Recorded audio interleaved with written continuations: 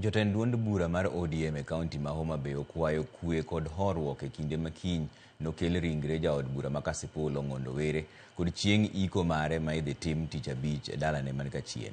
Jokombe ODM e kaunti no kotelnegi gi jakom ODM Rangwe Caroline Owidhi kod nyawadgi ma Suba North na Kiso Tuko okone jopiny ma Kasipul kod jo Homa Bay mangima mondo onya kwe e kinde duto. Ringre Ong'ondo Were kiny ni ter gi ndege nyaka alap ndege ma Kabunde e boma ma Homa Bay kendo ibiro kowe gi nyamburko nyaka e pare e dalane.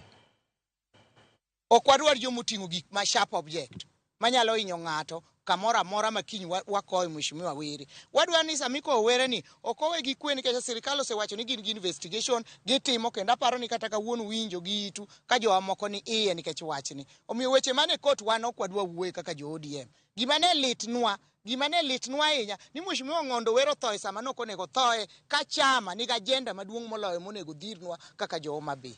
Gima wakwayo Homa Bay County te kiny dhi gi Eliel Mheshimiwa Were ni biro timo timoro marach oyue gi kwe pinyni to onge ng'ama sike to wawuoro ndi. To gima wadwa ke meya maduong' kabisa kwe to wasewacho ni kwe dhi bedo, to wakwayo jok manie social media maketho nying Honorable Ong'ondo Were gi weche moko manono. Wanene ka gima en gimoro molosi mondo ogeng' investigation madhi mbele, mondo ogeng' wach thone ni mondo dhi mbele. Omiyo maduong' malich ahinya ni wan kaka jo ODM wan gi lit makoro kodwa ni mondo jomoko chako medwa lit moro e chunywa.